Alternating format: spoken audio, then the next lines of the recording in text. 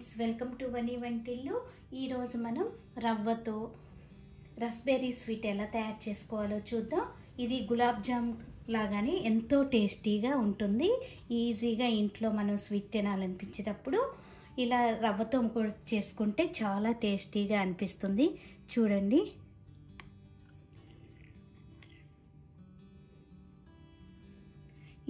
జ్యూసీగా లోపల ఎంత సాఫ్ట్గా అనిపిస్తుందంటే నోట్లో పెట్టుకుంటే కరిగిపోయేంత టేస్టీగా అనిపిస్తుంది. స్టవ్ ఆన్ చేసుకుని బాండీ పెట్టుకోండి. దానిలో 1 స్పూను నెయ్యి వేసుకోండి. నెయ్యి కొద్దిగా వేడయ్యాక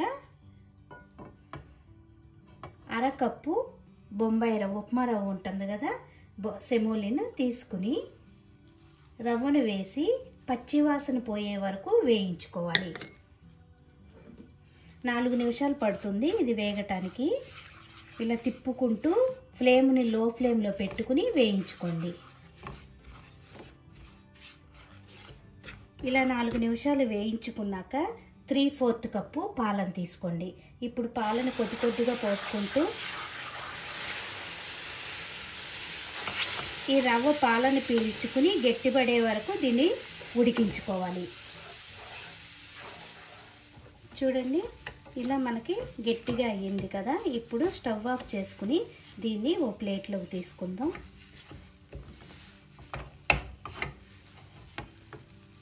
ఇలా ఒక ప్లేట్లోకి తీసుకుని దీన్ని చల్లారనివ్వాలి. ఇది చల్లారేలోపు మనం తయారు చేసుకునే స్వీట్ కాబట్టి సిరప్ తయారు చేసుకుందాం. స్టవ్ ఆన్ చేసుకుని ఒక గిన్నె పెట్టుకోండి. దానిలో 1 కప్పు పంచదార వేసుకోవాలి. 1 కప్పు పంచదారకి 1 కప్పు నీళ్ళను వేసుకుని, మనకి పాకం ఏమీ రావసరం లేదు. 1 నిమిషం హై ఫ్లేమ్లో పంచదార కరిగే వరకు ఉంచుకోవాలి. ఇలా మీరు స్పూన్తో తిప్పుకుంటూ ఉంటే పంచదార త్వరగా కరిగిపోతుంది. 2 వేళ్లతో పట్టుకుంటే మనకి కొద్దిగా స్టిక్కీగా ఉంటే, అతుక్కునేట్టు ఉంటే సరిపోతుంది. తీగపాకం కూడా అవసరం లేదు. పంచదార అంతా కరిగిపోయింది. ఇప్పుడు మీరు 2 వేళ్లతో పట్టుకుని చూస్తే కొంచెం 2 వేళ్ల మధ్య అతుక్కుంటే సరిపోతుంది. ఇప్పుడు మనకి పాకం రెడీ అయ్యింది. దీనిలో 1/2 టీ స్పూన్ యాలక పొడి వేసుకుందాం. స్టవ్ ఆఫ్ చేసుకుని యాలక పొడి వేసుకోండి. ఇప్పుడు ఈ పాకాన్ని పక్కన పెట్టుకోండి. ఇప్పుడు ఇది మనకి చల్లగా అయ్యింది. దీనిలో ఇప్పుడు 2 టేబుల్ స్పూన్లు పాల పొడి వేసుకుందాం.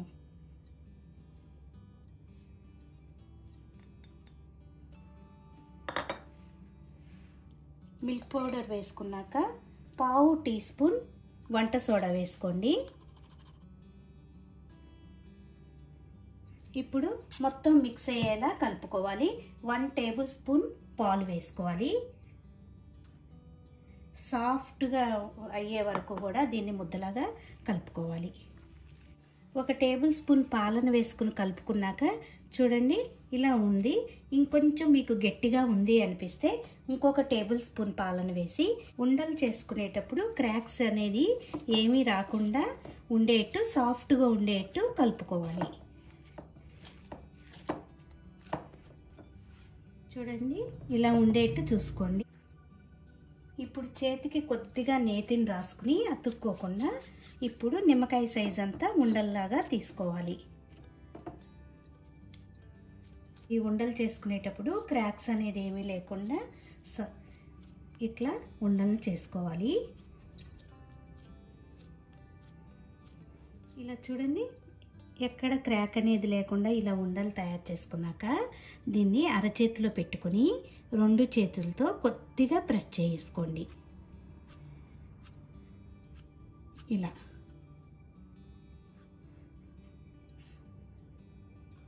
ఈ రవ్వనంతా కూడా ఇలా తయారు చేసుకుని ఓ ప్లేట్లో పెట్టుకోవాలి.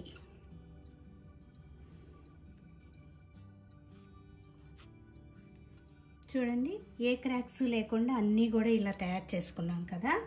ఇప్పుడు స్టవ్ ఆన్ చేసుకుని బాండీ పెట్టుకోండి. దానిలో డీప్ ఫ్రైకి కావాల్సినంత ఆయిల్ వేసుకోండి. ఆయిల్ వేడయ్యాక ఫ్లేమ్ని మీడియం ఫ్లేమ్లో పెట్టుకుని ఇప్పుడు వీటిని వేయించుకోవాలి. ఒకేసారి అన్నీ వేయకుండా 4 వేసి వేయించుకోండి.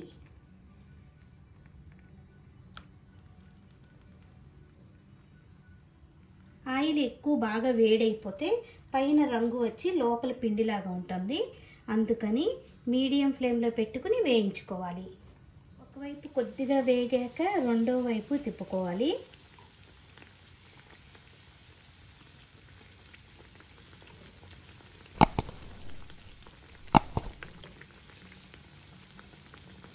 రెండు వైపులా కూడా ఎర్రగా అయ్యే వరకు వేయించుకోవాలి.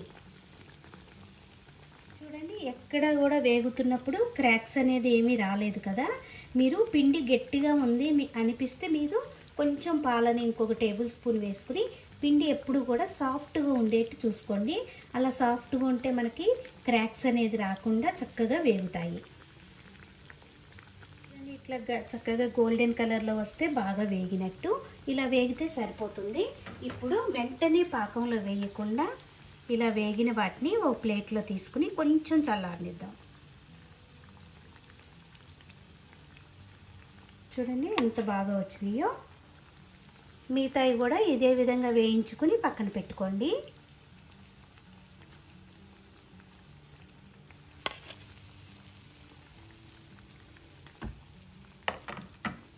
ఇప్పుడు మనకి ఇవి చల్లగా అయినాయి. మరీ చల్లబడ అవసరం లేదు. ఇట్లా కొద్దిగా చల్లబడ్డాక ఇప్పుడు పాకంలో వేసుకోవాలి. పాకం మనకి ఆరిపోయింది. ఆరిపోయిన పాకంలో వేసి ఒక 5 నిమిషాలు అట్టు పెడితే ఇవి పాకాన్ని పీల్చుకుని మనకి రసబరీ స్వీటు రెడీ అయిపోతుంది. ఇట్లా పాకంలో మునిగేలా ఒక 5 నిమిషాలు అట్టు పెట్టాలి.